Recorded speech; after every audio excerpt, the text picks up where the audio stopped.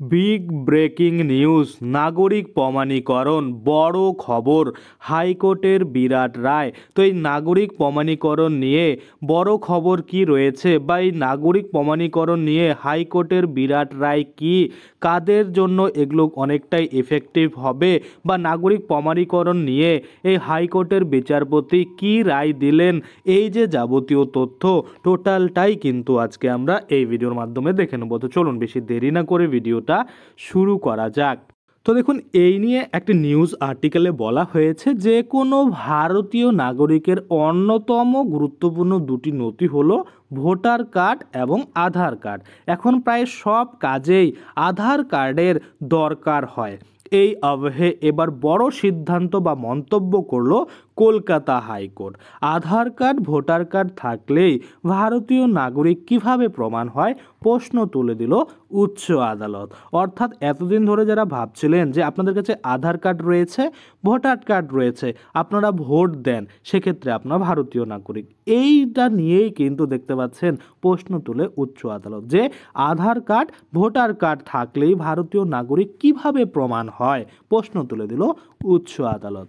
আমরা যদি দেখি কলকাতা হাইকোর্টের প্রশ্নে তোলপাড়, জানা যাচ্ছে প্রায় বছর খানেক আগে অনুপ্রবেশকারী হিসাবে চিহ্নিত করে বর্ধমানের থেকে এক দম্পতিকে গ্রেপ্তার করা হয়েছিল। জামিনের আবেদন জানিয়ে তারা হাইকোর্টের দ্বারস্থ হন। সেই মামলার পরিপ্রেক্ষিতেই বড় প্রশ্ন তুলে দেয় উচ্চ আদালত। সাম্প্রতিক অতীতে জাল পাসপোর্ট অনুপ্রবেশের ইস্যুতে একাধিকবার এরকম কিন্তু বাংলায় দেখা গিয়েছে। এই আবহে বিচারপতি দেবাংশু বসাকের এই পর্যবেক্ষণ তাৎপর্যপূর্ণ বলে মনে করেছে অনেকেই। আমরা যদি দেখি হাইকোর্টের কথায় আধার কার্ড ভোটার কার্ড থাকলেই তিনি ভারতীয় নাগরিক, এটা কিভাবে প্রমাণ হয়? বহু অনুপ্রবেশকারী বাংলাদেশি রয়েছেন যাদের ক্ষেত্রে দেখা যাচ্ছে তারা জাল ভোটার কার্ড, আধার কার্ড, পাসপোর্ট বানিয়ে এদেশে বসবাস করছেন। অনেকে নিজেদের এদেশের নাগরিক প্রমাণ করার জন্য আয়করও দেন। ফলে তারা যে দাবি করেছেন তারা ভারতের নাগরিক ও তাদের সঠিক পাসপোর্ট রয়েছে, তা নিয়ে প্রশ্ন তোলেন বিচারপতি। এখানেই থেমে যায়নি জাস্টিস বসাক, অর্থাৎ দেবাংশু বসাক আরও বলেন, আমেরিকার ক্ষেত্রে বহু সময় এই রকম দেখা যাচ্ছে।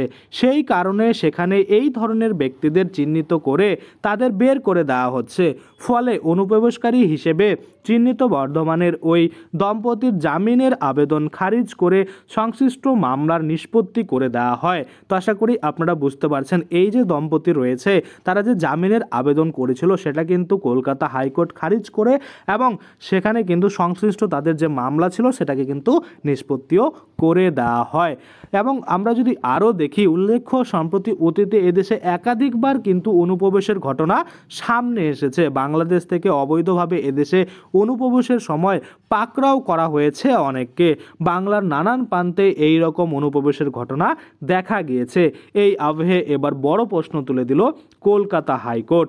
আধার কার্ড ভোটার কার্ড থাকলেই ভারতীয় নাগরিক কিভাবে প্রমাণ হয়, প্রশ্ন তুলল বিচারপতি দেবাংশু বসাক। তো আশা করি আপনারা বুঝতে পারছেন। তো আজকের জন্য ভিডিওটা এখানে শেষ করব।